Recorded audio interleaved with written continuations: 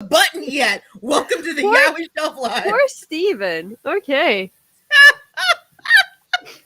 Hello. Hello, welcome. We made it to the live stream. It is almost the end of November. Where has the time gone? Good question.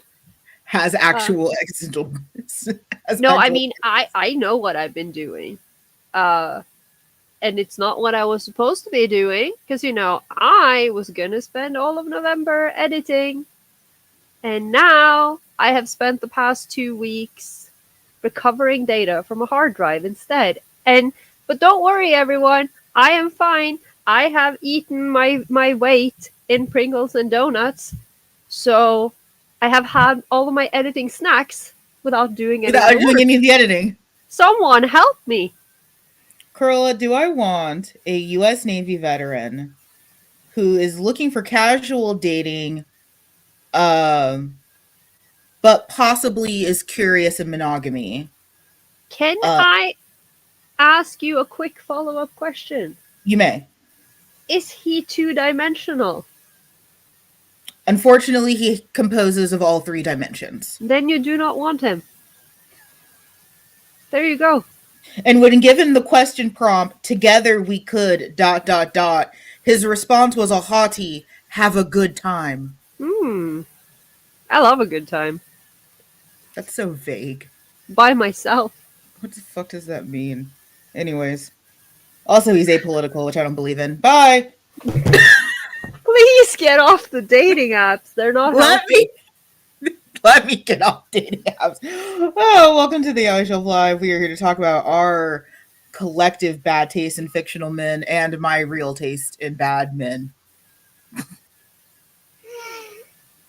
Yeah. Carl, you don't even know about all the canonical boyfriends. I don't. I am curiously waiting for the lore. We'll have to do a lore drop of the canonical boyfriends. Hello. Yeah, we'll have to do a canon drop of the canon boyfriends and the non-canon boyfriends. Yeah. But we are here to go over our most recent topic, which we had a blast covering. Yeah. What? Have you not missed my little happy wriggle? I haven't done it in a while. I thought you were going to get me at saying how to blast, considering that we talked about the ammo vending machine. I have been telling everyone about the vending machine. I've been like, I told my professor when we went to have coffee, and he was like, "Good Lord, he's Irish." So Everyone's gonna think my state is ghetto. We're not. I'm just like telling everyone. Everyone's gonna think my state is trash, and not all of it is. I mean, there is no way that Texas can make a worse impression on Norway than it already has, considering the image we have of your state. Speaking of, while I was trying to recover all this data from that hard drive, I had to have something to do. I had to have something brain dead in the background. So I watched the entirety of the Netflix documentary about the Dallas Cowboys cheerleaders. And And now Thunderstruck never sounds the same. No. And wow, I will now forever associate Thunderstruck with exploitation. Would you like some 6 Degrees of Separation? Okay. My aunt tried out to be a Dallas Cowboys cheerleader. Really? She did. When? In high school, like 70s, 80s. Wow.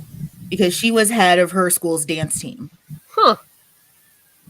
It made me so mad because like these girls, like they're literal athletes, and then they have like real life 9-to-5 jobs, and then they still have to do all these things and they don't get paid. No. And I was so mad. The hell? So we're going to talk about some of the things that we missed in the main episode, because the main episode was over 2 hours long. And it is not the outline. It is not our longest episode. Isn't it? It's close though. What is the longest then? I feel like I just had it up. Let me see. I have to go to our creator dashboard, which sounds exactly as pretentious as you think it does. It sounds precisely as infuriating and pretentious as you think. Our longest episode still is the villain fucker episode at 2 hours and 44 minutes. Well, oh wow. It's at 44 minutes, but we're getting close. Performative Angst was 2 hours 35, and our Bad Taste in Fictional Men was 2 hours 25.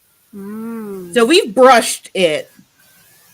I mean, I think, yeah, it's very poetic that the villain fucker episode is, you know, The longest episode. It's you know, like all three of these are in the same vicinity. I can see now there's like a connection here. I mean, it really is like a trilogy of movies. You could make a Lord of the Rings trilogy out of these 3 episodes. And then there's like, if you include the Patreon episodes and stuff, you'll have, you know, it's the extended edition. The extended cut, yes. Oh, he is back to love the microphone. Okay. Sansa, your love is too rough. Just like many of my favorite fictional men. So I'm excited to go over some of the things that we did not get to cover in the main episode because it had been 2 hours and we were delirious. A little bit, yeah. We were delirious. Little bit, tiny bit. Oh, I think the big thing that I would like to start with is the elephant in the room. We love giving you long videos. Yay, good. Because we can't afford an editor yet. Who would want to edit us? We would have to give them... Remember what you said in the main episode when you said, like, people will call in a welfare check? Yes. We'd have to, like, give them extra, like, sick pay. Yeah. Yeah. We'd have to have, like, one full-time employee who has to take regular leave because they're distressed by what we do. Like, I can't even imagine, because if we had an actual editor, I think that we would become even more unhinged, because we would keep telling each other that, oh, we'll just tell them. We'll just edit this out. Yeah, we'll just tell them to edit this out. And then they would have to listen to all of the insane things that we say off camera. Have you ever seen that one Trixie and Katya web show? No. There's 2 drag queens that do a web show. Yeah, I know the ones, because you once said they reminded you of us, I think. Yes. So the amount of times that they cut and say edit this out, like they will look directly to the camera and say edit this out, that would just be us. Yeah. So that's why we don't have an editor. 1, we can't afford it, and 2, we don't want to torture anyone. So I think the big thing that we left off from this last episode was, is this problematic? And Stephen answered the question. Kind of. No! So I think the thing is that it can be. Like with all things, it can be. But I don't think it is in the way that most would expect. I think the issue of liking really, really sus fictional men is that sometimes when this stuff does happen in real life, you don't always catch it. Raise his hand. I've absolutely let 3D men get away with 2D man behavior. I have absolutely let 3D men get away with 2D behavior. And I shouldn't have. In hindsight, I shouldn't have. But because the 2D model was the preferred model, it was acceptable. I guess. Also, there is a very, very interesting conversation about that commodification and fetishization of actual murderers and criminals again. Pearl is so tired of me. No, not of you. You're not the problem. I'm just so tired of the world.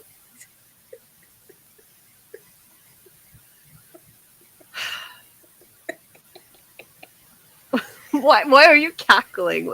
It makes me smile. um, Hello, handsome. He's here. This is my toxic relationship with a canonical real life bad man. He's literally just a cat.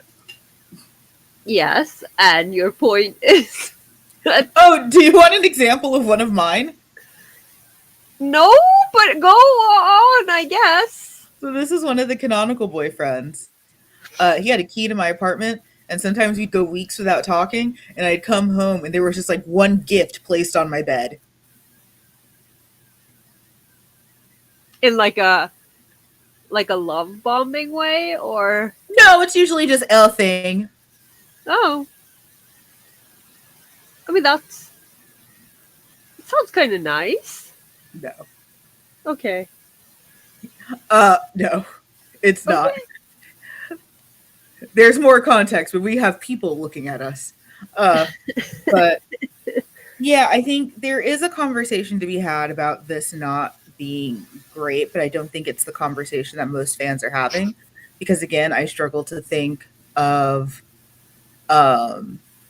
most fans that aren't giving this some forethought. That reminds me of the creepy government look at. Yes. Very that. Oh, I'm sorry. Am I boring you today?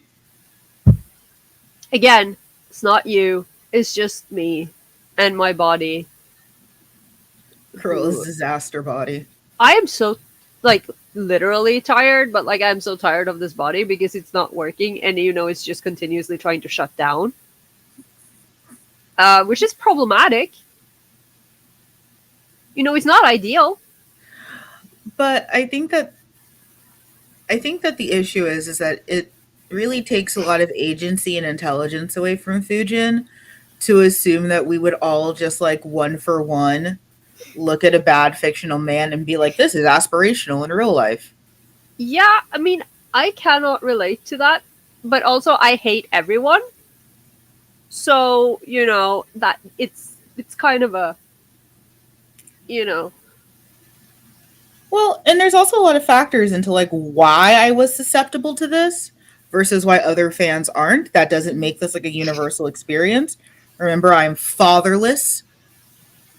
So I didn't have a lot of models for great relationships with men to begin with.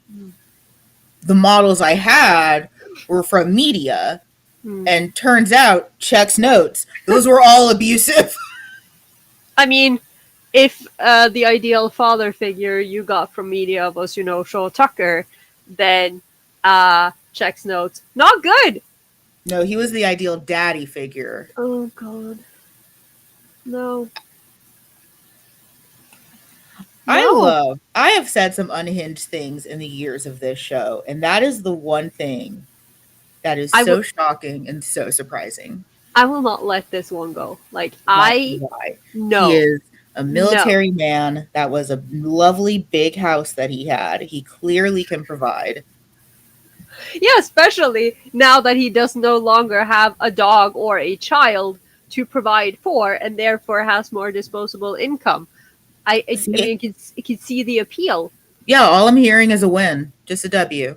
He has less to spend on, so that discretionary income now goes to me. And I can't have kids, so I don't have to worry about him murdering the child to become a horrible chimera monster. Good for you. See, it's all worked out, Corolla. You just gotta Okay. You gotta turn that mindset into a grind set. You gotta I mean, but even so, he's not my type. I think that's the thing, though. I would probably be more inclined to agree with you if, he checked my boxes for what I find attractive in a fictional man, because let's face it. He checks my boxes. He's rich and owns a home. Which, okay, fine. But I don't know.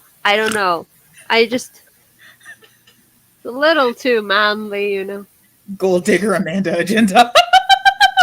Who isn't a gold digger in this economy? I also really like Barry the Chopper, but we don't have time to talk about that. We don't have time to talk about Full Metal Alchemist fucking Buffalo Bill. Loved him. That feels too far afield. That's too much. That's the Wow. one I'm shocked that people don't get. I don't. I didn't. I'm sorry. I didn't realize we had boundaries on this show. I thought, like, It's the knife pervert that I'm worried about. hmm. Tucker is very logical in comparison to the cross-dressing knife Hello, man. Ren.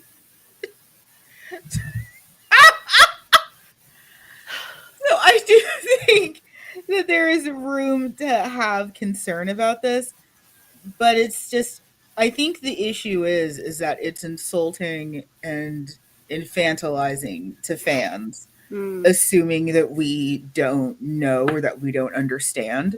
So like again, when I say that I took a lot of these models and assumed them to be relevant in real life. A lot of that was other factors, and it was like I'm not blaming Rumiko Takahashi for my bad taste in men. It's not her fault. I hope not. It's partly her fault. I mean, yeah, but no, but you can't blame her. She was just Yeah, doing it. I can't blame her. She was just doing her job. You know, like it isn't a mangaka's fault that I mirrored these things because I lacked a real life example. No, but on the other hand, and and we feel this way as well, as creators, but like so often, and that's one of the things that I love the most, about particularly older manga, like the Mhm. Tokyo Pop manga of old, where they kept in all the author's notes, at the Yes. beginning of the chapters and in the margins, especially looking at you, Murakami, notes everywhere. Notes And out the ass. you would just have all of these, the author just rambling about how I created this for me because Yeah. I wanted to write this completely unhinged thing or this particular character, and I can relate Right. strongly to that. So like they didn't write that to fuck you up. They wrote that because they are fucked up, which is Right. And like, to make it about self-indulgent. Murakami. I also remember one thing I loved about Murakami was how much she negged her own characters. Oh my god, yeah. It's like, wow, Suichi's aggravating in this one. Wow, Eri sure is toxic. And it's like, yeah, they are. Like I love there's this one note, like there are so many notes where she's like, I fucking hate drawing. And then there's like one volume where she's yes. just like, I didn't even try with this one. And she's just Yeah. like, yeah. I love author's notes. I do too. I'm always a little bit of Curl and I have talked about this whenever we talk about our own writing because we're not good at talking about our own writing. We are so, which is why Um, we are now contractually obliged to to talk talk about about our own writing writing once per season. Yes, Um, this is important but like there for is so your much of self-esteem. me that want someone to ask about like the stupid references I make in my fan fiction, Uh-huh. but also please don't perceive that I exist. I'll die. Okay, on Monday, when I Yes. saw Professor Domhnall for our coffee, I Mhm. gave him a copy of Change of Heart because the last time I saw him, he said that he wanted one. And now Mhm. I want to crawl into a hole and die. This Yeah. is my literature professor. This man, and I was like, immediately, I slide it across the table and I immediately start apologizing. I'm just like, you don't have to read it. Now remember, this is not highbrow literature. This is not like the stuff that you taught me in class. Please don't expect anything from it. I Just like think digging a hole. I think as far as smut peddling goes, I'm a very, very solid like Percy Shelley. I'm not bad, but I'm not the one you remember who was Lord Byron. Which, is ironic because whenever, people bring them up, I'm like, wait, was that Shelley or Byron? Yeah.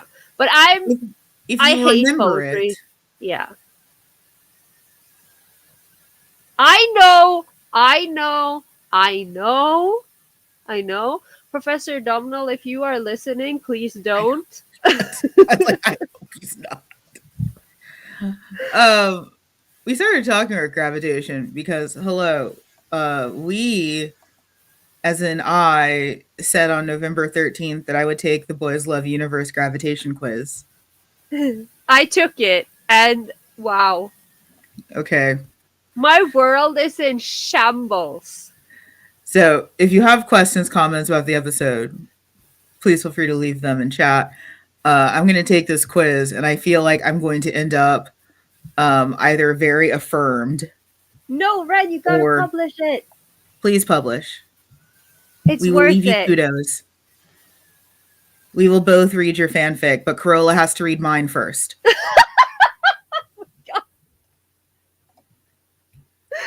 just like, okay. Yes. You have 40 chapters I of Matt and know. Mello that you need to read. I know. And there's a sequel coming. All right, which gravitation character are you? Oh God, I'm afraid. How do you express your emotions? I express emotions?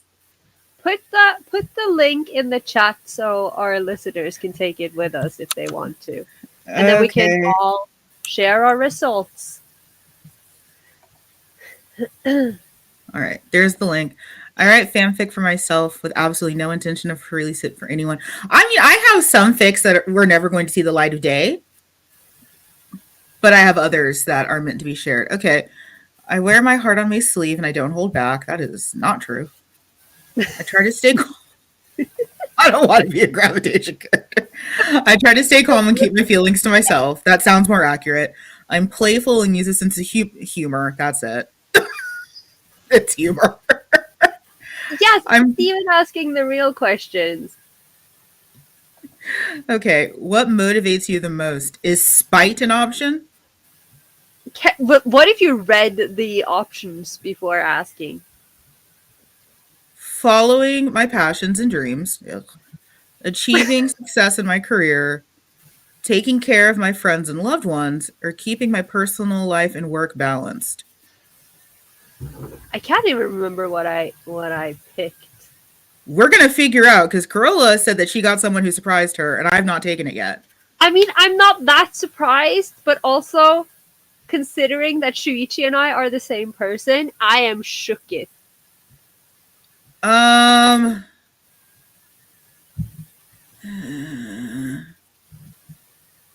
If I say follow my passions and dreams, they're going to think I'm Shindo and I'm going to die.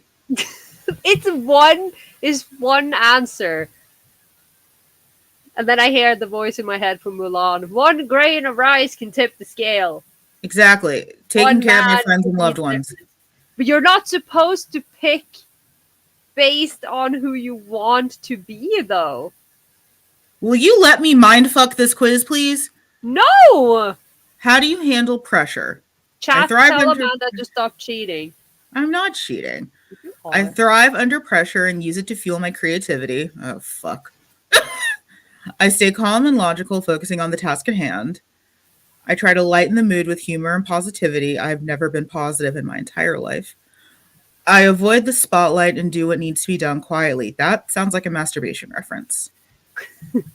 Yes. I think that all of these are terrible because while I do... Ren got the results. No, because while I can work really well under pressure, but what I mean by that is when I have to hit a deadline for, like an essay or something, not my actual life in which I just fall apart. Yeah, I'm learning very much that me being good under pressure was just undiagnosed ADHD. Right. So I'm going to change. I stay calm and logical. Huh? I agree. Getting in the chat. How do I handle pressure? I don't. Same. Okay. No, I feel like I'm a very unhealthy mix of all of those. Yes. Oh no. What do you value most in a relationship? Ugh. Passion and spontaneity. No. Absolutely not. I hate spontaneity. Right? Do not try to surprise me. No. Trust and stability, fun and lightheartedness, or loyalty and understanding.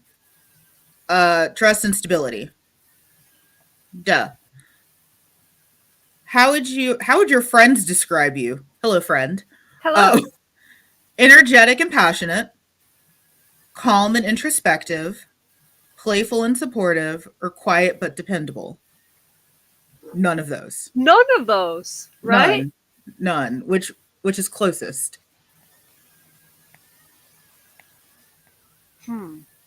I feel like, but they're so, they're so polar opposite. Because, like, I feel like you can be, like, you're dependable, but you're not quiet. I'm just telling the truth. You're sociable, and you talk to me. I do. That's what I'm hoping to get. He's a sweetie, though. I love him so much. He's literally a raccoon. I love him. Found in a trash can. Yes, and have we not established what my taste in men is? Trash Raccoons. Can. Yes, yeah. Trash can. Actually, is playful and supportive too far off the mark? I mean, it depends on how you want to spin it. Like, if by playful you mean like bitterly misanthropic. That's not what I was thinking. And more like makes horrible jokes. Like, you're playful. It's just that not everyone wants to play the game. Wouldn't go over very well with everyone, is what I'm saying. I'm gonna say quiet but dependable, knowing that I'm not quiet. But you're dependable. I can vouch for that because you do everything. Thank you. And I do not do anything. What's your biggest fear? Geese, death, and oblivion, to quote John Green. Failing to achieve my dreams, losing people I care about, not being taken seriously, or being misunderstood or ignored. Ooh, it's between B and D. I think I can't remember. I went with either the afraid of being not taken seriously or misunderstood. I really do hate being misconstrued. It's why we in the podcast over explain so much. Mm-hmm. I think it's being misconstrued or misunderstood. What did you get? Did you get the result? I got Tomaseguchi. Of course you did.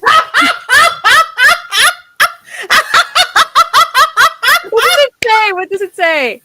You are Tomaseguchi, quiet and introspective. You keep a lot to yourself, but you're always there when someone needs you. You have a strong sense of loyalty and will do whatever it takes to protect those you love. Yes! When is Tomaseguchi there? What the hell when someone needs you? Yeah, that someone is Eri Yuki. If they're anyone else, fuck them. They didn't specify the someone. They just said. Oh my god.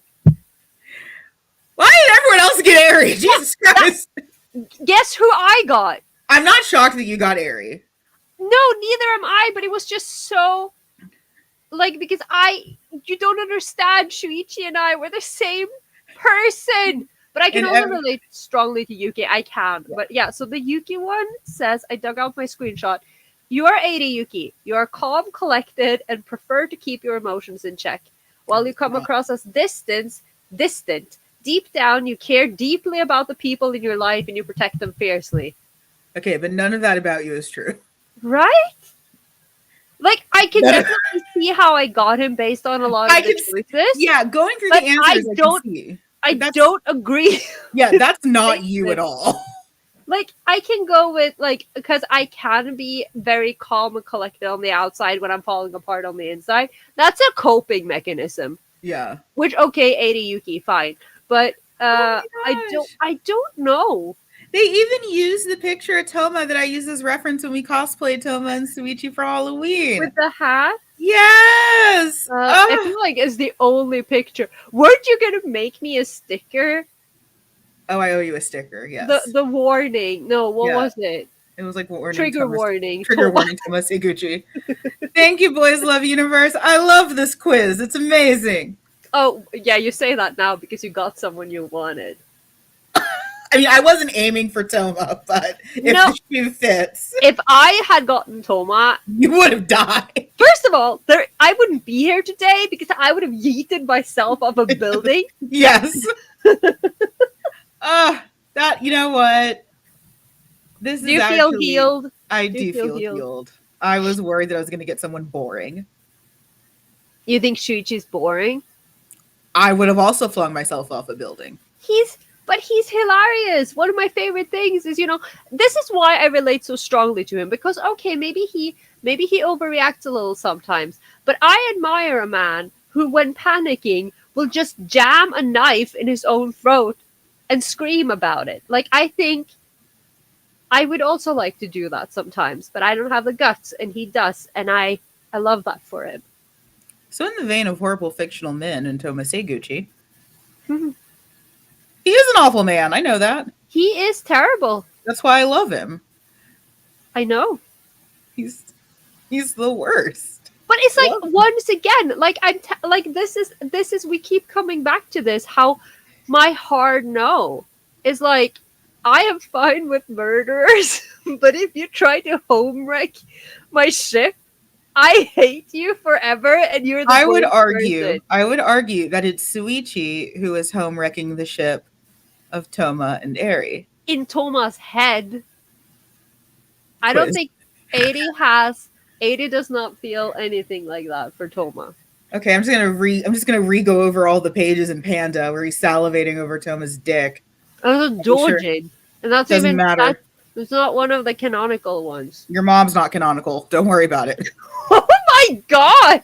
Pretty sure my mom is canonical, considering I saw her literally She's not a the other day. I'm pretty sure she's real.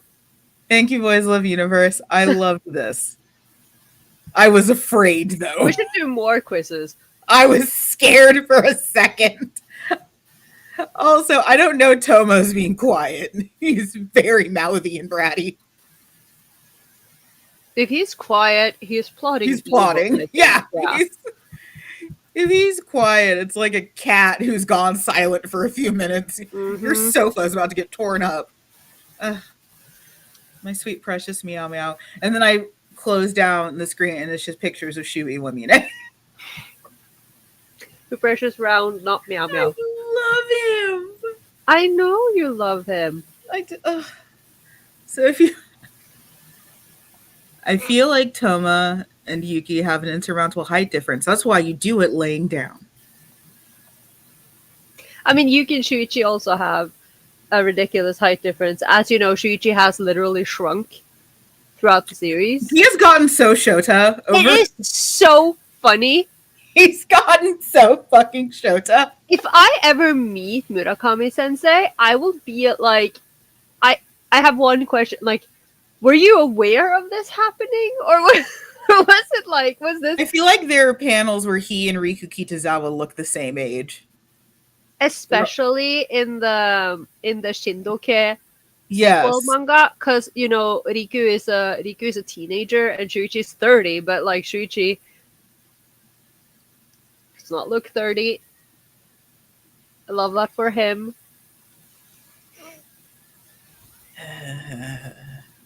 We should do more quizzes. We should. That was fun. Good job, everyone. But if you have any questions, comments, concerns about the episode, please feel free to let us know. We are happy to go over them. I think we are also very happy to have some more therapy with everyone. If you want to share about your favorite horrible men. Correct. We did talk about baby girlification, and we did talk about this being a social aspect. Yes. I think the big thing we left out was, is this problematic? And not really, but points could be made.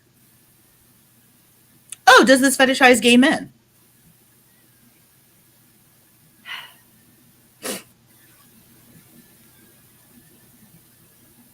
Does it? I hate this question. I mean, yes, in the sense that I fetishize, like, no, I don't fetishize, okay? There's a difference between having a preference and having a fetish, okay? But, you know, I like what I like, and I can't help it if I think murderers, fictional murderers, trademark, very important disclaimer, are hot. Like, I'm sorry, I have a type. Yeah, but I think also one big thing for me, as I've taken this time to go over like some of my favorite fictional bad guys that are like real human actors and stuff, like I've been getting a lot of content from the first Gladiator movie because I am completely heterosexual. Mm. and love that movie for all the straight reasons. Mm-hmm. Um, like Joaquin Phoenix's depiction of Commodus, where Yeah. like he is such an amazing character, not for his queer coding, which he has because Ridley Scott hasn't had an original thought ever. So yes, Commodus is very much queer coded, especially to Russell Crowe's Maximus, but that's not why I find him fascinating. You find him fascinating because he's evil? I mean, he also has a lot of silk. Yeah. I really can be won over like an old timey prostitute. Like, if you have a house, if you have money and savings, you have varying fabrics, maybe some exotic animals, I'm sold. Yeah. I mean, like I said in the Patreon app, if you're not a Patreon, feel free to join. I am very simple. You know, I like what I like, and I will buy into it so easily. Also, side note, which is slightly related, shout out to everyone like me who watched the first episode of The Heart Killers this week and went insane over it. So The Heart Killers is a new TBL by GMM TV, Mm-hmm. which sent everyone into an uproar with the trailer, because GMM typically does a lot of like cute school stuff and like relatively tame as far as the spice goes, but then the Mm-hmm. Heart Killers, and also only fans, only friends. But there are two main couples. So there's a pair of brothers, and they're hitmen, like they're secretly hitmen. So Mm-hmm. hitman by night runs a burger joint by day, and the other two, like the other love interests, are like there's a tattoo artist and a mechanic who are best Mm-hmm. friends, and the tattoo artist and the one hitman have a one night stand, and hitman, baby brother hitman, baby girlifies himself.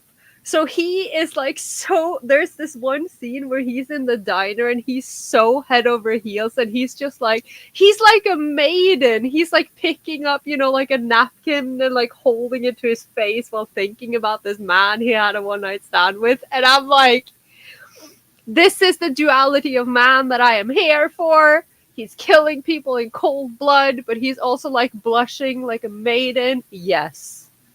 Yes. This is what I like. Shout out to everyone else who's been dickmatized by the Heart Killers this week. I am fine. I mean, it's no Porsche, but I've been watching Hannibal, so. Which, right on point. Was it for research purposes, or was it just, because you needed a break from ER? Yeah, research. Yeah, that's what I was doing. I was researching. I was preparing for this live stream. No, it just,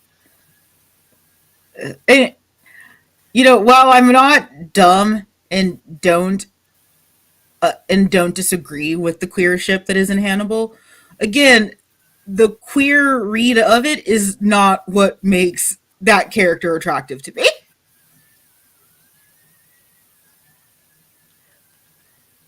Again, I don't get it. And again, not because of the cannibalistic murder thing. Because I think the original Hannibal, he's quite, I mean, he's kind of old, but he's a dignified gentleman, and I like that, But you know how I feel about Mats Mikkelsen. I have issues. I just don't see it. I don't understand you people. I see it. I'm sorry, I don't. I see it bright and clear, glorious, shining like diamond. No, he just, like I've said before, it could be because he literally just looked like, because he's just a middle-aged Scandinavian man. Like Yeah, he could be anyone's dad. That might be why. Like, I could go out and find like 10 of him in the street at any time. I feel like I get that way with black actors when like some of my friends like, oh man, Shamar Moore is just gorgeous. I mean, yeah, Shamar Moore is gorgeous, but it's like, yeah, that's one of my uncles. Like, that's what are you talking about? Like, yeah, so I get that, because yeah, I do get the same way with like when especially like non-black people talk about like black actors, and it's like, ooh, this one actor, like, yeah, I have like 5 cousins that look like that. Well then. But The queer aspect of it is certainly there, and I think it's not one to be ignored, but I don't think that inherently it's fetishistic. No. we're just tired of having this conversation. But I can't even muster up the words anymore. I'm just like, I've talked it literally to death. And it's like, yes, because it's like, again, it just keep reiterating the same things. Like, all gay people are not a hive mind. One queer fictional character or one queer coded character or queer interpreted character does not represent all queer people or all queer characters. Like, I vehemently disagree with it. Am I more attracted to queer ships where 2 people identify as male and are terrible and do terrible things but fuck each other? Yes. Does that mean I'm fetishizing real life gay men? No. I am hoping that the real life gay men around me are not actually murderers. We don't need another Jeffrey. No.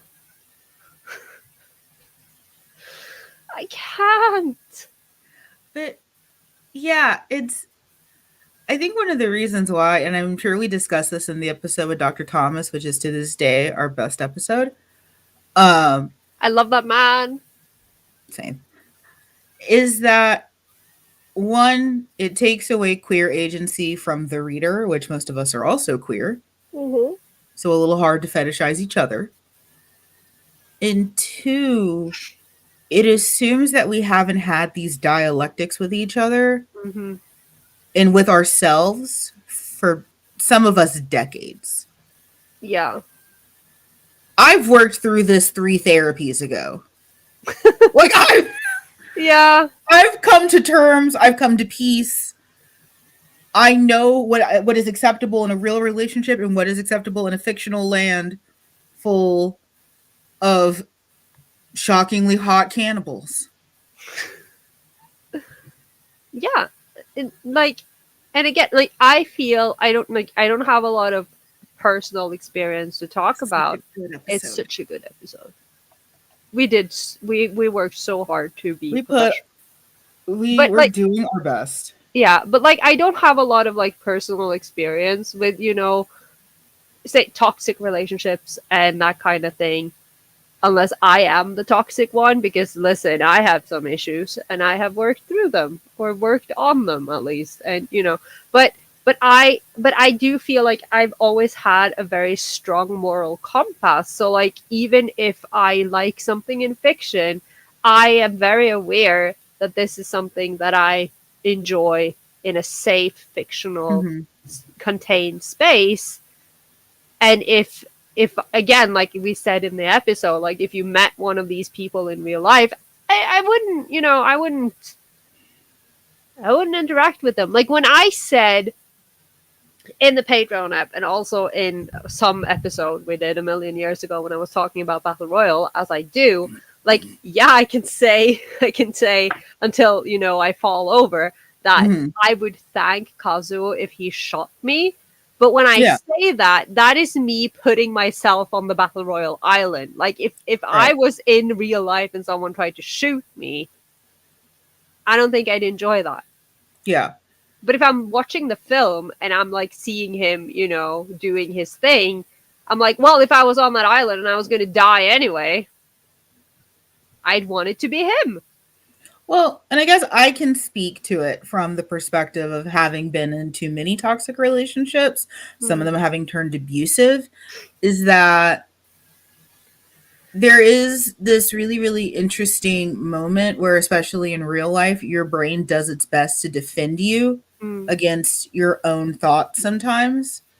Because actually, it was talking about gravitation that got me to realize one of my boyfriends was super toxic. Because I compared him to Aerie, and it's like, oh, that in a real person is very unattractive. Yeah. Like, that in a real human being is incredibly unattractive and immature and not great. In a fictional drawing of a man, it's still all those things, but it's not hurting anyone. No, and again, like, let's talk about our favorite horrific therapist. Like, I will defend Kuroseriku I till won't. the end of my life.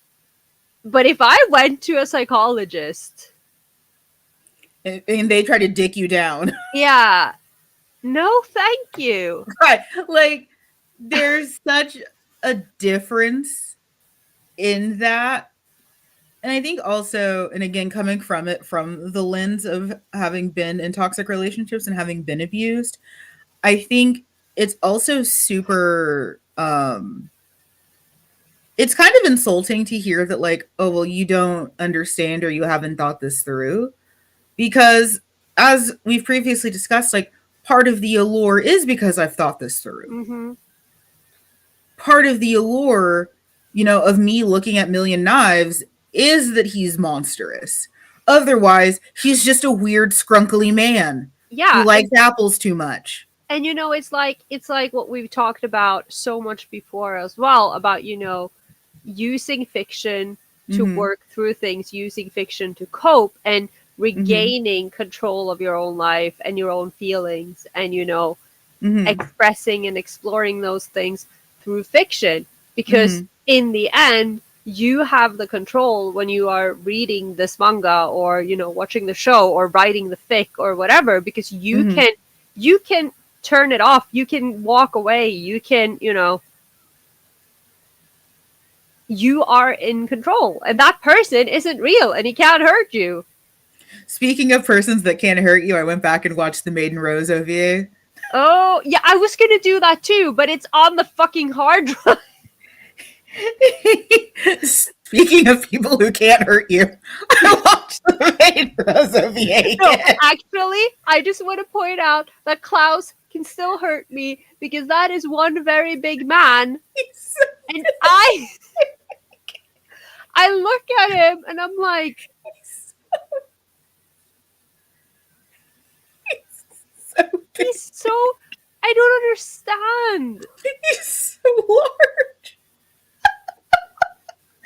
Like, I rarely feel bad for ukes. That might be me as a terrible seme. I've never felt bad for an uke until I saw Klaus von Wolfstein. Oh, I have, but And was I supposed to feel bad for Shundo? no, I wasn't talking about him.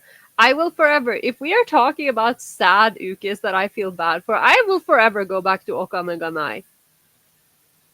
That poor boy.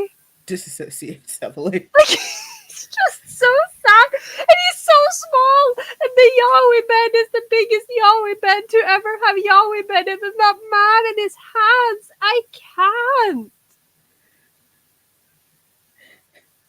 Why? Why are any of us still fans? Denial, I think. Denial and dissociation and starvation. Like, the things Yes. I have forced myself through, again, going back to the performative angst and forcing Mhm. yourself through things because I should like this, which is also a point, when you were talking about, when we were, going back to the social aspect of, Mhm. having horrible taste in men. I think that Mhm. this is also, which is why we did these episodes back to back, almost as if it was planned. But that there is a direct link there. Yeah. Because who could enjoy the most horrible man? It was like a different form of fandom wars. Who's standing the worst man? Right. And like, I think Corolla and I talked about this during Patreon. It's like, one of the reasons why I'm so fascinated about Shao Tucker sticking out to everyone is that, one, I am aware that I'm doing it out of shock value. Not that that makes it disingenuous. I would still hop on Shao Tucker. That's not something that I'm ashamed of. But maybe you should be. Right? That poor boy. I named the character after him. Maybe I should be ashamed. Maybe I'm being it's shamed. okay. I'm being fictional man shamed. Yes, not kink shamed. I will not, because I am a good person. Yeah, but I'm fictional man shamed. Yeah. That's But like different. part of the reason why that's fascinating to me is that shock value. Now, shock value, as we discussed in the performative angst episode, usually has this air of being disingenuous, so like we're only doing it to get a rile out of people. No, this is just who I am, Yeah. fundamentally broken. No, exactly. But Like, this is just who I am. These are the kind of trash characters that I yeah, enjoy. But if I can get extra enjoyment out of it by shocking someone, by surprising someone yeah, that how my deep in the taste is, trash, yes, like, I will do it. I right? will be If right I can there. shock someone by how far into the trash can I've dove to find this scrunkly man. It's like, it's literally just like taking the trash you found home and bragging about it. Like, look what Yeah. I have. No, it's like people that find cats in the dumpster and they still look all like gross and stuff. And it's like, Yeah. look at this handsome man I found. And it's just like a diseased, mangy cat. Oh my god. Yeah. Exactly. Like I like what I like. The shock is just about Yeah, it. like, if I can get an extra kick out of telling my friends about, whatever horrible thing my favorite man did in the last chapter, yes. Yeah, like it's I like what I like. And if I can shock someone, good, because now I've displayed dominance over you. Yeah, and it's like, and again, like, it's not like I don't consume like wholesome content and healthy relationships, and like, I mean, and I'm not even going to say that I don't talk about it, because if you have been listening to this podcast, you have heard me, especially a few years ago, talk at length about how much I love Kieta Hatsukoi, My Love Mix-Up, which is like the Yes. sweetest fucking shoujo slash BL manga out there. Like, I love it so much, but there's not a lot to say there, because it does its thing. It's very straightforward in its sweetness. I'm Like, trying to what am find I going to tell my friends about that when I can be like, so here's this fucked up thing I read the other day. Like, the question. it's more fun. Yes. Can something be wholesome if it is heavily still about kink? Yes. Okay, so then my last wholesome fic was Vash and Wolfwood, where it's an AU and Vash owns a sex club and they do various sex acts together and like Yes. fall in love through kink. Yeah, That was the last wholesome fic I read. that is literally what I'm reading. There's a fic I'm reading right now, which is like, it's being published. I am afraid for this to end because I love it so much. And I know who writes it. What the hell is wrong with me? What the hell? I'm thinking of the wrong fic.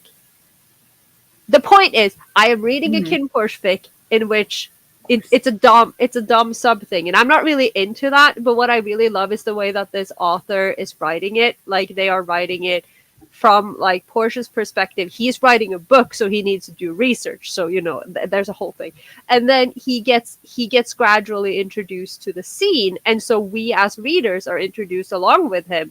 Which, by the way, and I think I mentioned this before, because when we had Pride here in September, we went to a Shibari workshop, and Yes. I understood a lot more of what was happening when they did some performances, because I was reading that fic, because I had been learning as I went along. It was very interesting, but it is like, it's all about kink and BDSM and the dom sub relationship, but it's also so wholesome and so sweet as they are falling in love through the whole thing, and of course constantly misunderstanding each other, because what would BL be? Okay. I did scroll down a little farther. The closest to actual wholesome is indeed the there was only one bed trope, and it is also still Vash and Wolfwood. But it's a first time for Wolfwood and not the first time for Vash. Oh. So it's like a wholesome getting together thing. Oh. See? You can So I struggle to think about Virgin Wolfwood. I mean, man's a priest. Kind of. Not all of them are celibate. No. I wasn't even thinking for the gross reason. I wasn't thinking of a gross reason. Oh, I thought you were. Stop projecting onto me. I'm sorry. I have the sometimes I Catholic have guilt. nice thoughts. Sometimes When? I'm not instantly in the gutter. You know, it actually does happen sometimes. Fucking when? Show me on the doll where. You mean the voodoo doll? Yeah, Your Honor, I'd like this exhibit to be presented. Show me on the fucking doll where. No, yeah, but it's like it's kind of like, and you know, I'm looking over towards my window where my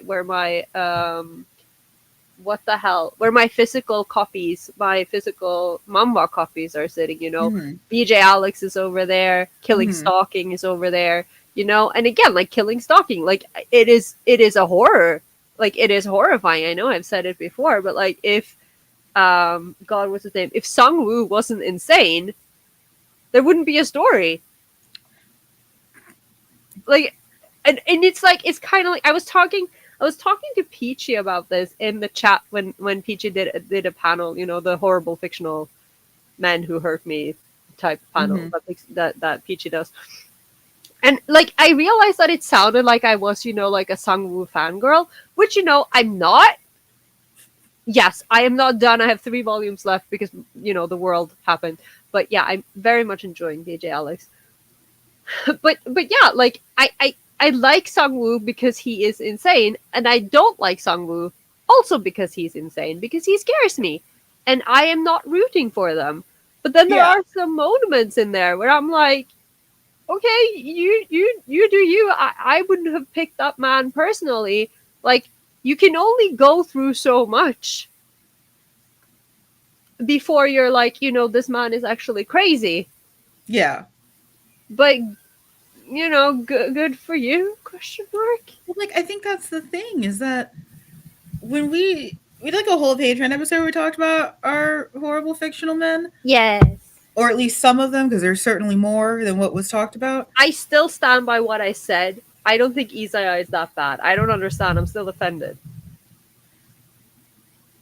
You are entitled to your incorrect opinion. I just. He loves people. How bad can he be? That said, he's still on my top list. I was going to make a reference to the thing we don't talk about on camera, No.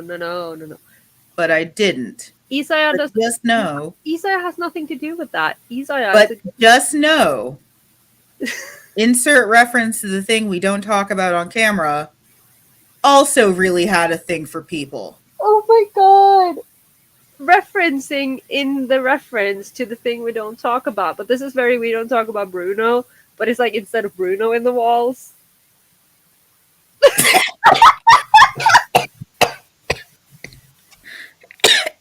Oh no, I've killed Amanda. So, just know, I mean the thing we don't reference on camera. But that. Anyways.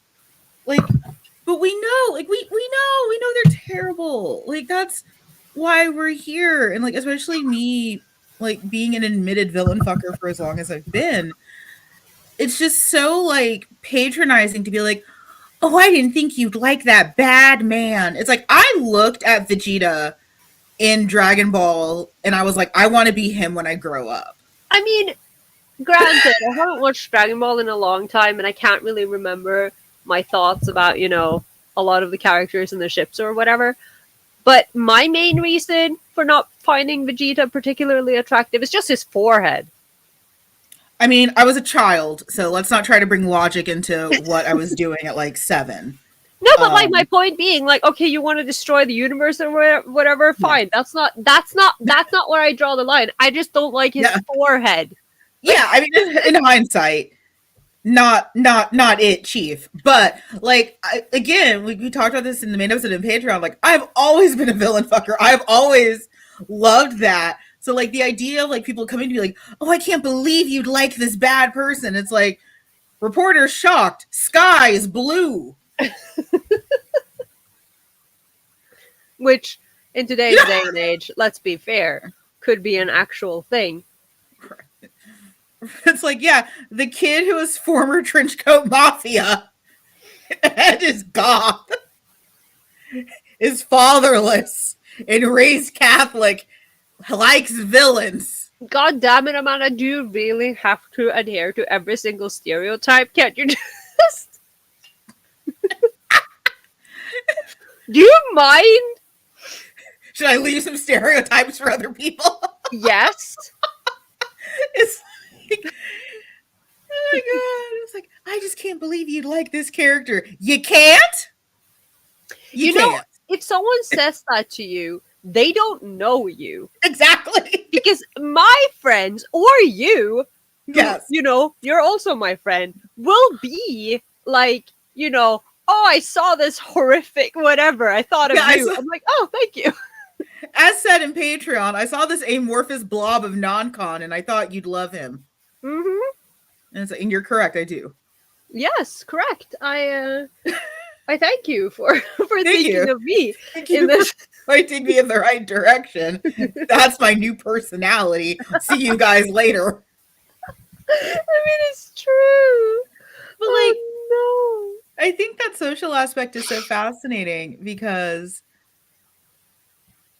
I think that this conversation, we wouldn't be having it if it wasn't so deeply social.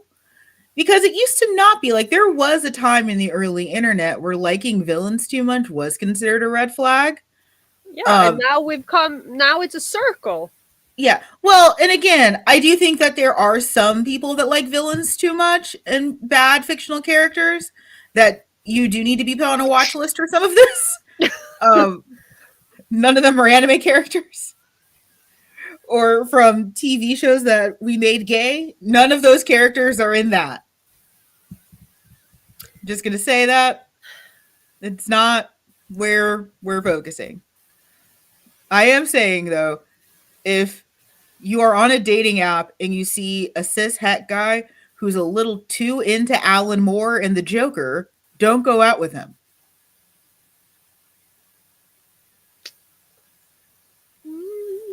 Yeah. You're going to end up in pieces in a trunk. And no one wants that. But, the distinction between a bad man and a villain. So, like, obviously, we had a villain fucker episode.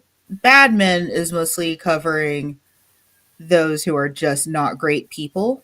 Yeah. But in looking at some of those not great people, there's a ton of crossover into when someone becomes monstrous. Yeah. To talk about my favorite little meow meow, Yashiro has done many things that are objectively monstrous. We even talked about this, that like him being Yakuza is the least bad thing about him. Yes. I mean, again, man's gotta have a job. Yeah. You know, like, he's just doing his job. His job is not to be fucked by everyone. That's not what he was hired to do. His boss is still alive. He's doing his best. And that's not what he was hired to do. But like, that's so fascinating to me, is like where that line is drawn. And in the episode, I said it was drawn at intentionality and what the character thinks of them, because while villains often think that they're correct, they're usually just demonstrably not. But looking back at it and like looking at some of the depictions that I hold dear that are of real 3D people, they also think that they're correct. And some of them know that they're wrong and don't care. So I love how muddy that line is, and I feel like it's a lot of it is perspective. Yeah. And I think a lot of it is also, you know, again, and I said this in the main episode, it also depends on what kind of story it is, you know, because obviously if you have something that is set in the contemporary real world, then a villain is something, you know, it's something different. You don't have to be like Lex Luthor, you know. He's a villain, right? Yes, he is. Yeah. Except for the times that he's right.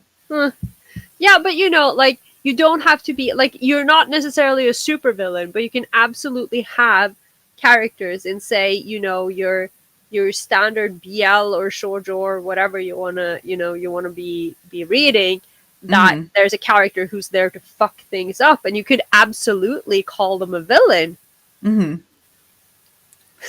Well, and I feel that way, like, huh? The comment. Public toilet is his unofficial job title. He's doing his best. He is. He's very good at that job. But like, I was thinking about Game of Thrones Again. I'm always kind of thinking about Game of Thrones. Good God. And it's like everyone is awful to each other in that series. Everyone. Yeah. But there's like one character that there's like two characters for sure that everyone has decided has crossed a line and is worse. And I don't get it.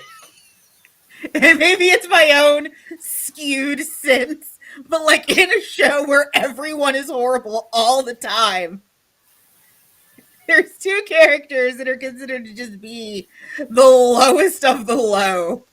And for the most part, barring one being an actual just idiot, the other one's just vibing. It's Ramsay Bolton.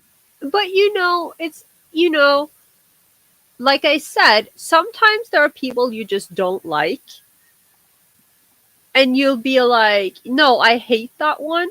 Like, real person, fictional character, whatever. But like, yeah, you can have a story, like a series where everyone sucks, but then there's just one person who pisses you off more than the others, and it's like, that's the horrible one. Everyone else is out there committing literal crimes and atrocities, and you're like, no, but that's different because they don't piss me off. So I will preface, the character that I'm referring to is Ramsay Bolton. No one likes Ramsay Bolton because the Bolton family is known for doing a lot of skinning people alive. Okay. That's the thing that's crossed the line. There is so much incest and non-con in Game of Thrones, but the Boltons do a little flaying and everyone's upset. I'm just saying, Roose Bolton has made a few good points.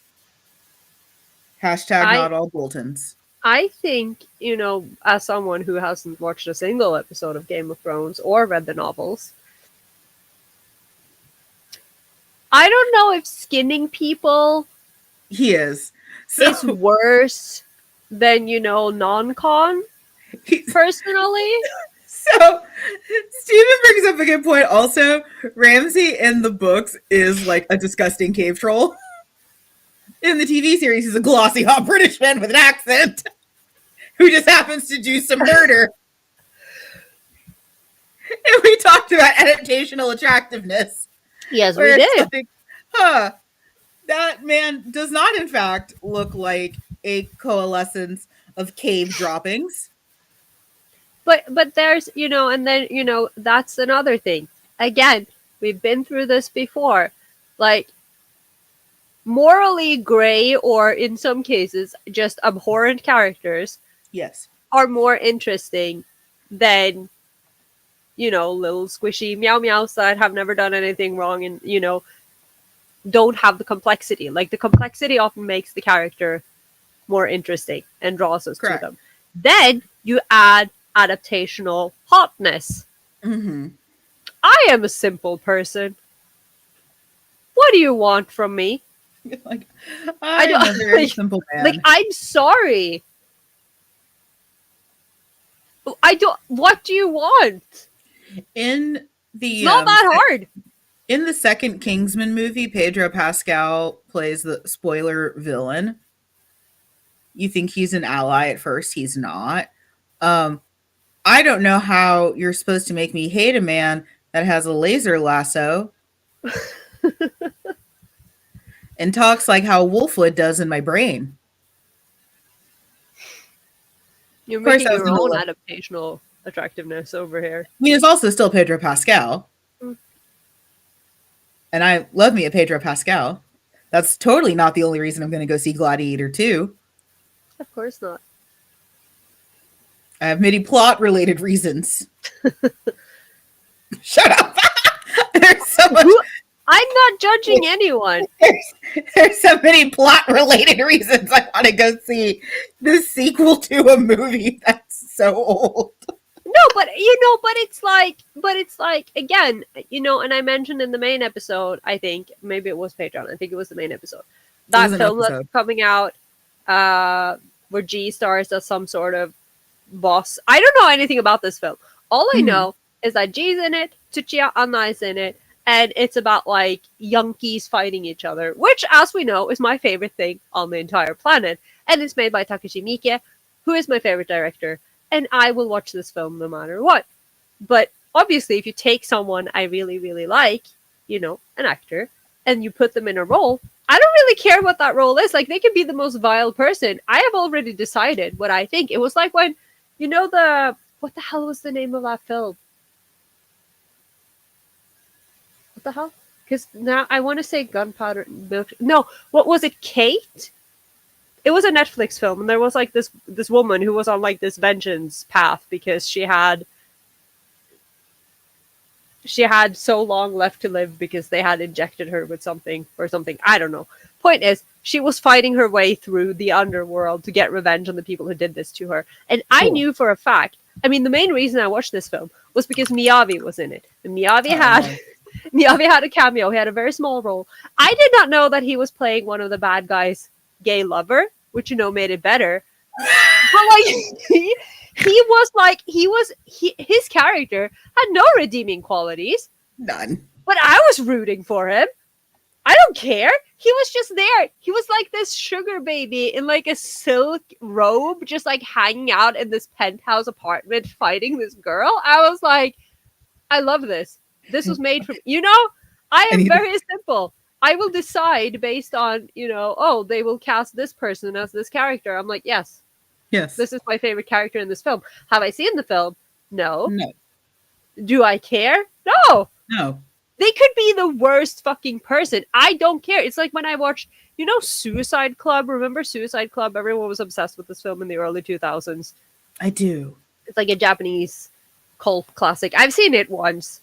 I should probably rewatch it. But I remember watching it, and there's this very disturbing sequence that it has like a musical number, and there's this guy who's like the leader of this cult. I am seeing a pattern. But he has this look about him that is like faintly like Visual K-esque. And he is atrocious. Like, he is awful. And I'm over here like, I like him. And everyone else is like, what the fuck is wrong with you? I'm like, the aesthetics are talking to me. Okay? Like, I don't care. He's an awful human being. I just like the way he looks. I remember what we're supposed to talk about during this. Desensitization. I can't relate. I don't understand what you're talking about. What the hell? What? Fucking goblin. Like starts nervously playing. I don't know what you're talking about. I'm totally well adjusted. What the hell? I don't understand. Why are you coming at me? I mean, I want to defend myself. Like, on one hand, I am very desensitized to a lot of things, but then sometimes I will come across something that is so profoundly fucked up, and I'll be like, this is not okay. So here's my 2 cents on desensitization. 1, I don't think that being desensitized by media has as high of an impact as people say it does. I think that there are plenty of other factors that desensitize the youths much more than video games and comics and anime and TV. I think the news making a spectacle of Black Death, that's desensitizing the youth. Hollywood's obsession with lordly staring at young women's bodies, that's desensitizing the youth. Putting Bible classes back in schools, that's desensitizing the youth. What is your country? I didn't vote for this. This was not my decision. I tried. I, with like 80% of Black women, tried so hard to save everyone, and we just couldn't. Petition to save the 80% of the Black women and leave everyone else. I think it was like 89% of Black women all voted for Kamala. Just pick them up. Yes. I would like to formally invite you to come hang out in my Yeah. country. We have a lot of space. Just lift that, just lift up that population. Just Yeah. move them somewhere else. We tried to save y'all. But like, I think there are lots of other things that are desensitizing. And at least for me, media desensitization has actually, I got up before 7 to try to save the world. I Well, failed. you tried. Yeah, like you tried. That's That's what good. matters. You You made tried. an attempt. An attempt was made. Good. Good. Yes. But I Yes. think desensitization in media can actually sometimes, I'm going to sound like a fucking Prager U skit.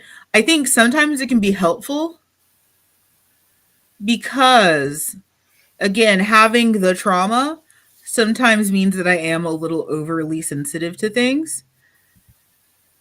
And while I agree that if something traumatizes you, you should not have to subject yourself to it, I will also say I'd be missing out on a lot of art if I let my trauma stop me from doing certain things. Yeah, but like I also feel like that has a lot to do with boundaries, particularly Yes, boundaries that you set for yourself. correct. And I mean that is why when it comes to media, this is why we have, parental guidelines Mhm, and age restriction and trigger mhm, warnings and content warnings.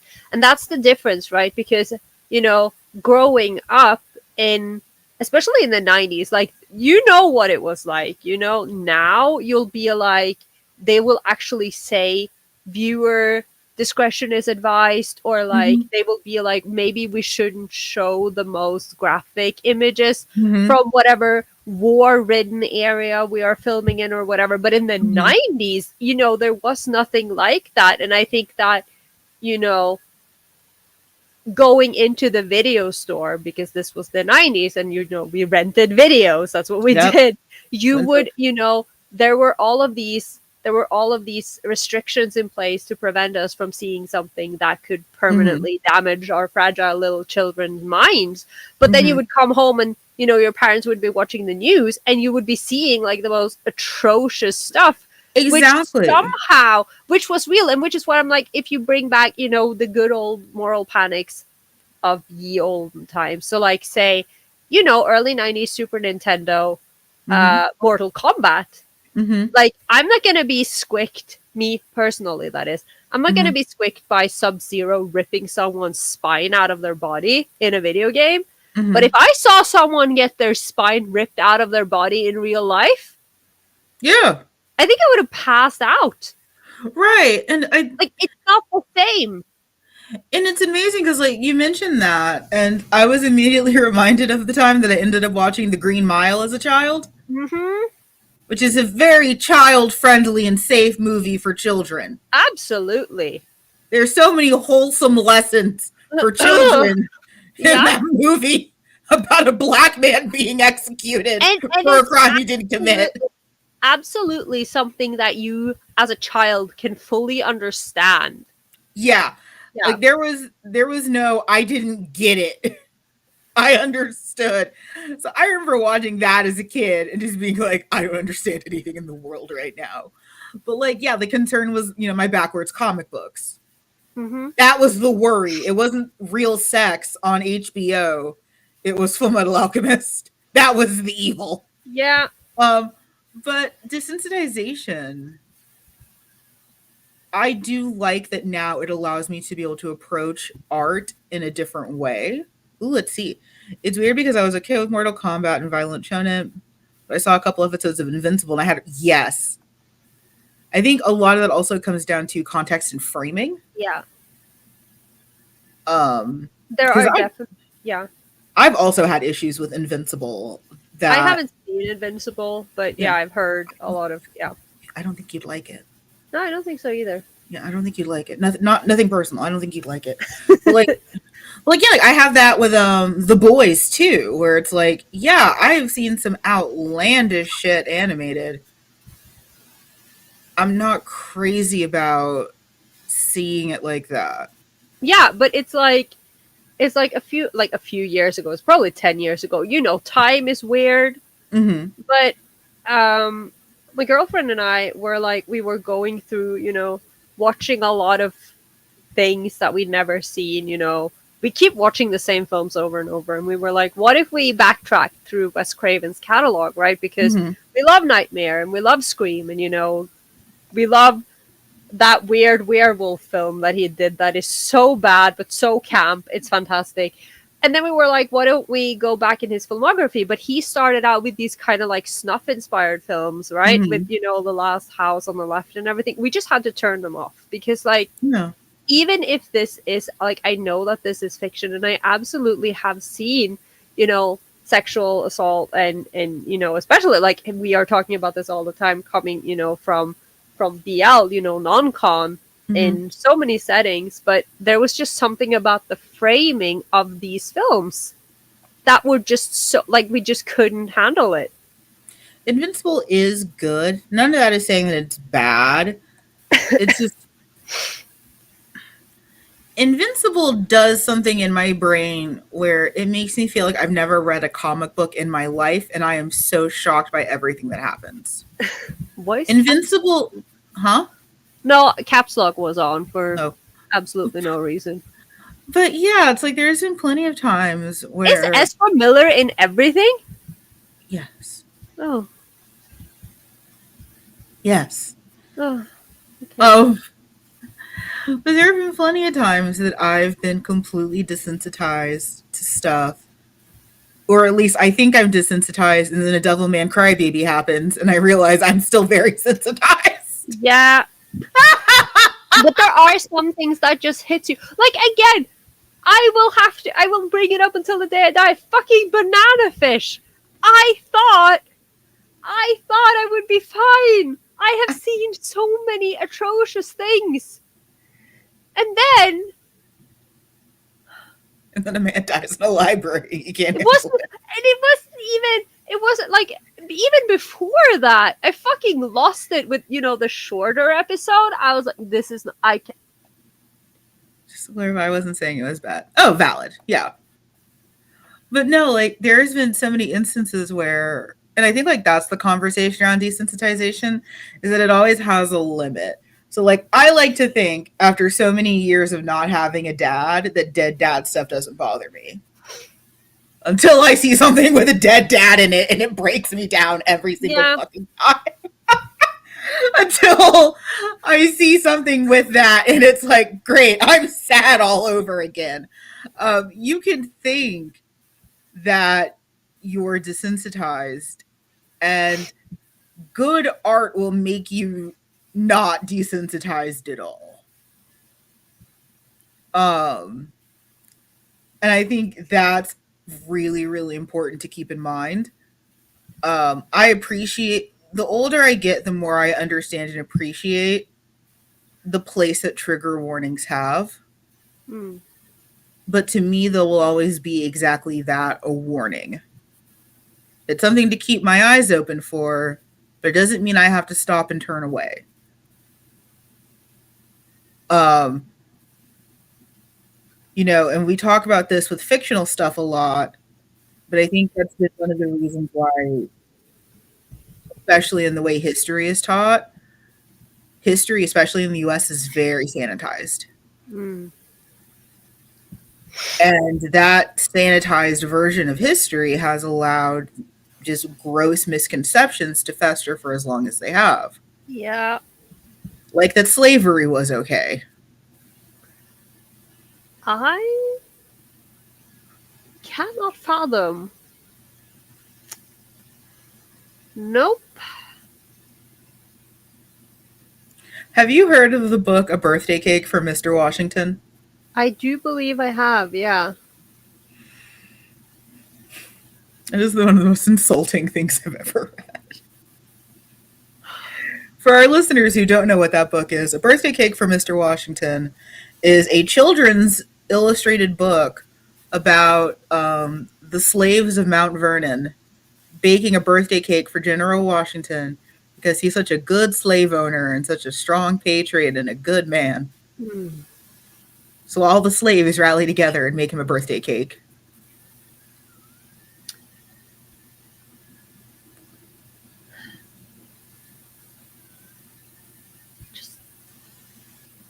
There's also a board game called the Underground Railroad where you can sell out your friends for safety. Fun.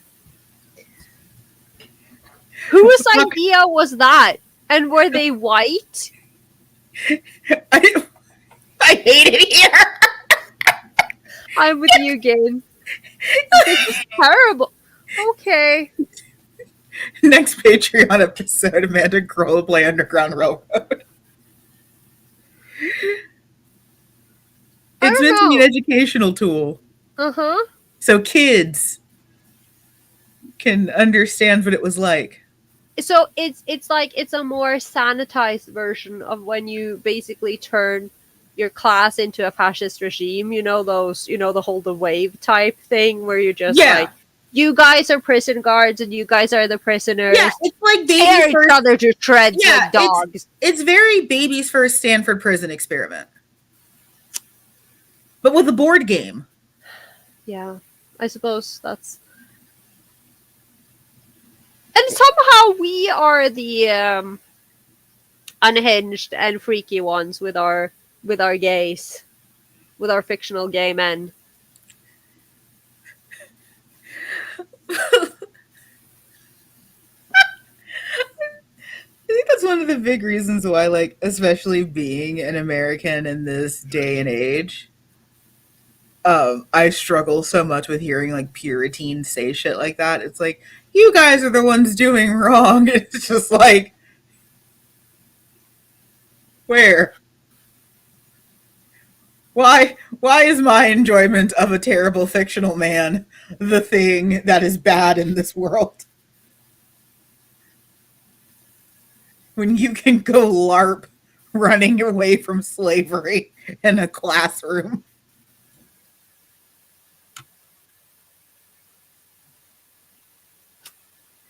Yeah. Suddenly, my terrible fictional man doesn't look like such a serious threat now, does he? Well, your terrible fictional man can't really hurt you, whereas your classmate who has just been turned into some sort of freshly hatched slave owner wannabe can.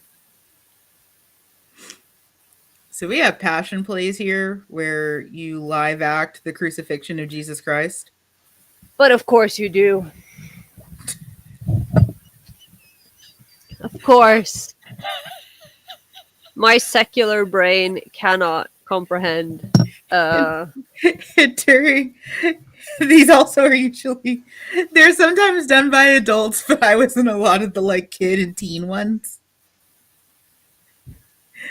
Oh, there's always someone who gets to play like some of the Roman soldiers, and there's always one guy who is way too enthusiastic about the whipping and the scourging. There's always one fucking guy who is way too happy with the power he's received. Those kinds of passion plays can be hard. my immediate first thought as someone who has absolutely no ties to religion was that this was some sort of, sex Weird kink game. thing? Yeah. No, it's making a bunch of teenagers parade around and play Jesus times.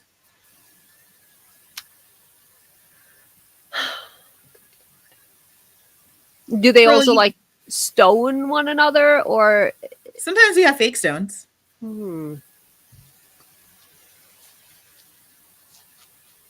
Sometimes.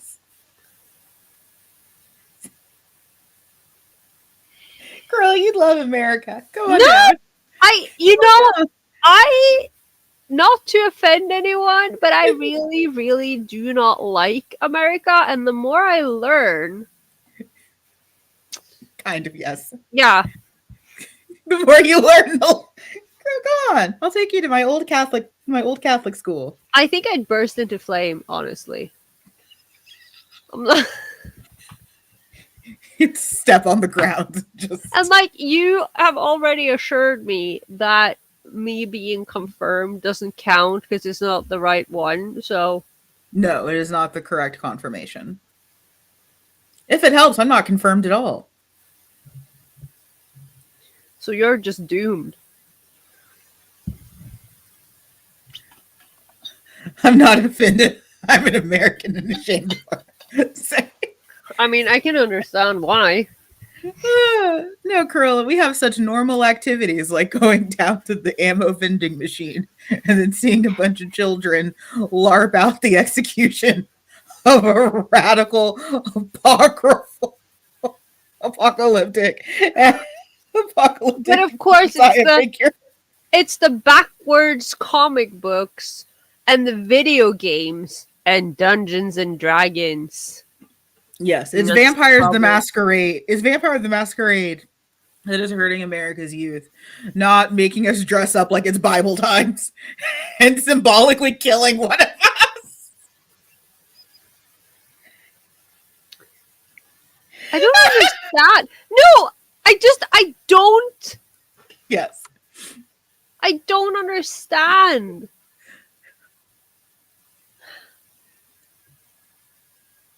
You like to point out the weird things we do in my country, but we don't do that.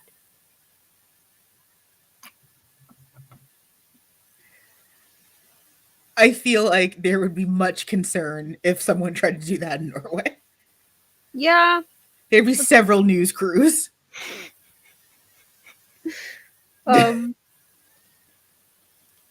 Yeah, no, we don't have a lot of those things. We used to have, I think the Swedes do this a lot more, but like still, I think it kind of died in Norway a long time ago, but Sweden has something called påskkärringar, which literally means like Easter, how would you call, like an old crone, kind of like an old lady. So they dress up their children as like old ladies and they send them out to beg for candy during Easter to the neighbors. And then they get like this bouquet of like sticks with colorful feathers on them that they can hit people with. I do know about that, but I only know it because of one of the comics Human did. Yeah. So, and that used to be a much bigger thing in Norway. I don't think we really do it anymore. Why do I know this? Only because of Human. But yeah, like there's a lot of like really, really interesting conversations around like the focus being shifted to, again, a group of mostly marginalized people saying that we are the fall of American society, that we are the degenerates, we are the ones doing something terrible, when our degeneracy listen, that was one of the hardest pills to swallow about like the Castlevania Netflix series, was that he was just correct. I've only watched the first season. I will watch the rest, but that man just wanted his wife and they killed his wife. And they said it. If you fuck with my wife, I'm going to kill all of you. And they immediately went for his wife. I'm reading the God, what was his name? Hang on, let me just check. Yeah, I'm reading the Shinichi Sakamoto Dracula manga right now. Like, I think there's only 3 volumes out in English yet. And it's very confusing. Like, you have to, like, I started reading it right after I finished Dracula on audiobook, so I had the novel fresh in mind when I went into it, because they're changing a lot of things around, and like you have to have like comprehensive knowledge about the novel to kind of make sense of this. But it's just so fascinating because like he's like blending all of these elements, and it's like, and it has like cross-dressing, and for some reason it's an all-boys school, and then Lucy is there. Mina is there, and she's the only woman, like the only girl at the school, and then Lucy is also there, but Lucy is Lucy by night and Luke by day, and it's very gender bendy, like very like old school Takemiya Hagio type BL vibes. It's very interesting. I'm enjoying it a lot. It's very gothic and bleak and terrible, and I love it. Oh, hi! Hello. Why are you here? Again, that is my girlfriend. I am not supporting you. You're just so mean. No, I just didn't know she was here. When did you come in? Which part of the horrible discussion did you stumble into? Timestamp is 1:34. Oh, So just a couple minutes ago. Hello, welcome. hello. Uh, I have had an amazing time talking about this topic. Have you? Yes. I mean, there's still like so much more that we could have talked about. What do you want to talk about? No, I don't know. Like, but you know, it's an ongoing thing. It keeps coming up and like crosses over into all of the other things that we talk about. Exactly. Like, just because you know, wrapping up this month does not necessarily mean that we will be shelving this topic. Shelving. Unrelated, but we know how we were talking about earlier, you know, things that make us think of one another. I heard someone say that Poland is the land of femboys, and I immediately thought of you. I can only like there's only one Poland and he is a femboy. Yes.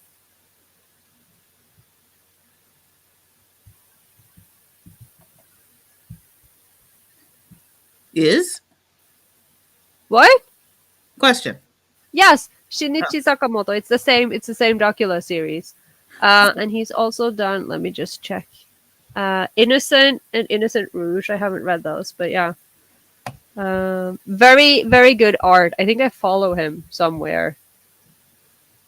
I really like the art. But yeah, it's yeah. I saw that yesterday and I was like, Corolla. That Poland is the land for femboys.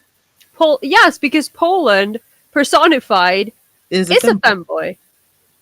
And I love him. Ugh. It makes sense. Did I send you the dumbass pictures I took in the Poland cosplay after we did that? No, I don't think I did. No, you did. Oh my god. I found some filters on my phone and I was having way too much fun with it. Ugh, we're so cursed. I love us. What are we talking about next month for our listeners? What the fuck was that?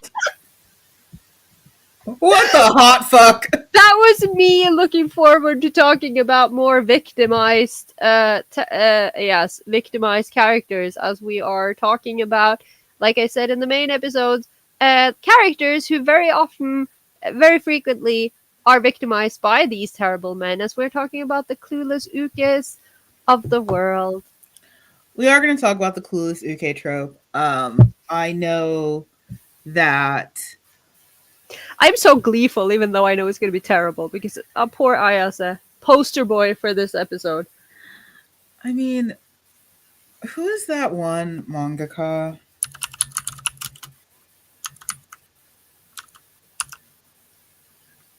I'll find it before we record. Like, there's one particular mangaka who also does a lot of like very, very traumatized doe-eyed ukes. I mean, there's a lot of them.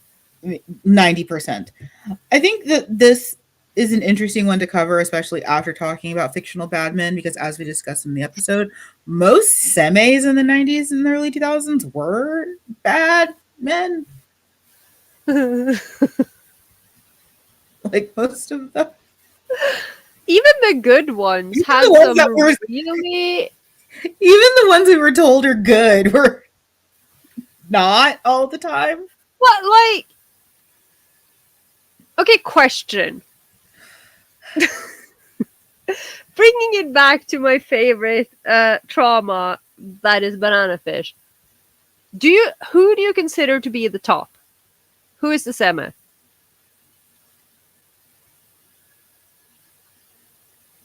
I don't imagine them fucking. You don't? I don't. I do.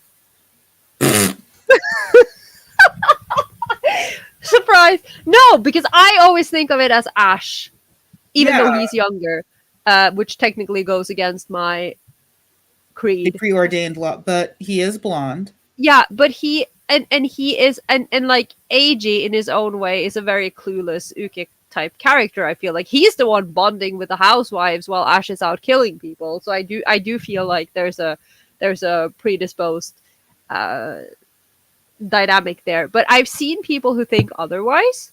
So I just wanted to check. I was going somewhere with this. No, because Ash technically, yes. Yes, good point. Yes, put that on a T-shirt. but, no, if you have the context. If not, no. But Ash, I mean, Ash is a traumatized teenager. Like, obviously, he's been through a lot. Like, he has been through a lot of horrible things. But he's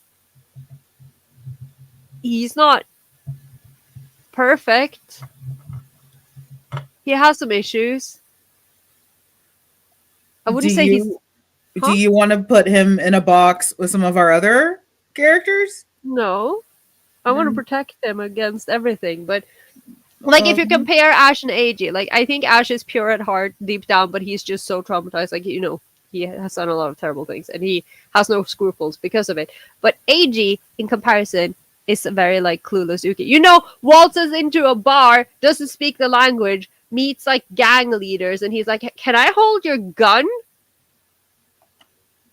Boy has no sense of self-preservation. I had a point with this. I don't know what it was. I think you just wanted to talk about Banana Fish. No, I had an actual point. I just don't know. It went missing because I started wondering who tops in everyone else's eyes. To confirm, welcome to my brain. Yeah, I do think it's Ash as well. Yeah, thank you. Thank you for the confirmation. You're welcome. This is why. This is why when we do long episodes, they just get progressively more insane. What is just wrong with me? No, the brain cells just start deteriorating.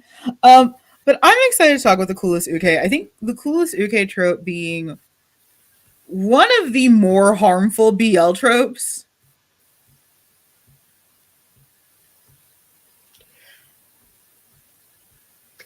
Yes, and I wanna if you wanna tie it into, I'm gonna jump the gun on this because I will not remember this long enough to put it in the outline.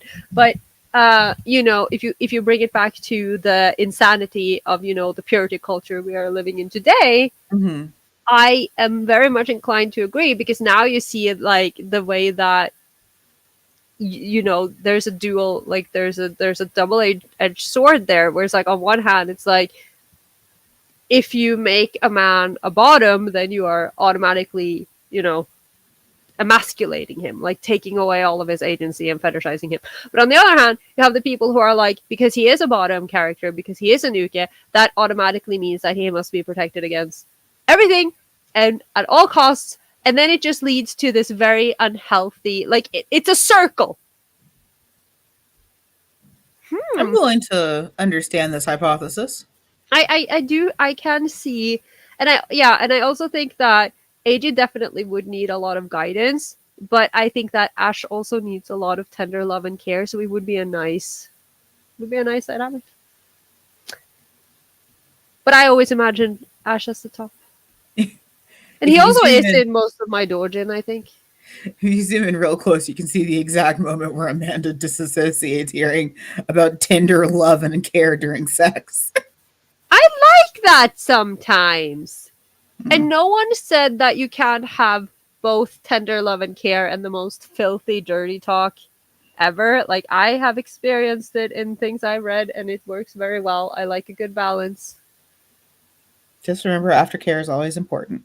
But yeah, I think especially considering our background and the coolest ukes we grew up with, I think it is one of the more detrimental of the tropes, because while the abusive seme was bad for normalizing abuse, the coolest uke fed into it by not knowing how to cope with anything. Yeah.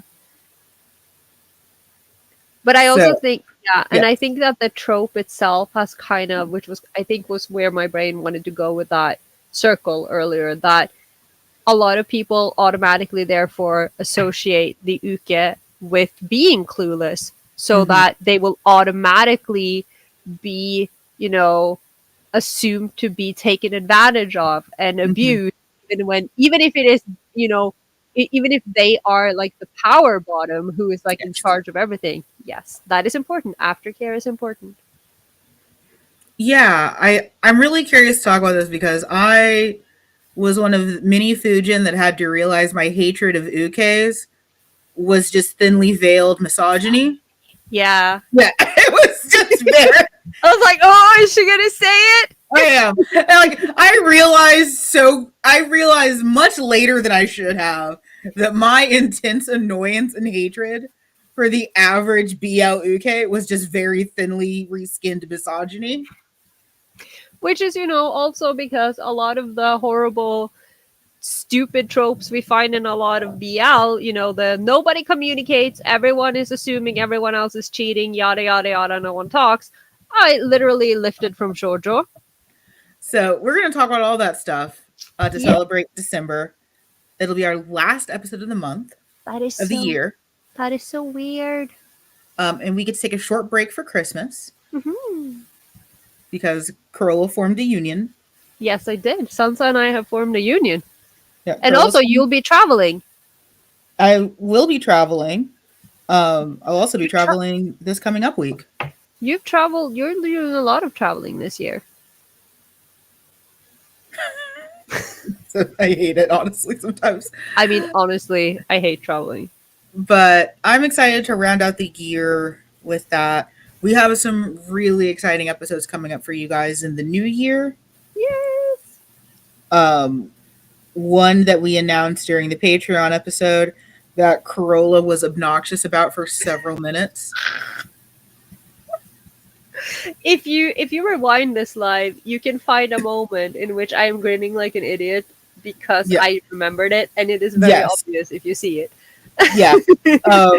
There was one that was announced, and the Corolla was just so obnoxious for like several minutes after. And I can't fault her, but it also doesn't bring me any joy. Feel free to leave your guesses in the comments. We won't confirm or deny, but you can guess. Yes. It's not really that hard. It's pretty obvious. Thank you guys so much for hanging out with us. We know that it is Sunday and that time is limited, and we appreciate that you guys spent some of your time with us talking about the worst fictional men. Yes. And Why we American love them. weirdness. Yeah. Which we love a little less. If I had to choose between horrible fictional men and American weirdness, I think Girl, I have to go get your Christmas card printed where I go to the ammo vending machine. please. You're welcome for this stream. Thank you for joining us. We will see you next month. Stay safe out there. And we will resume in December. Bye. Bye.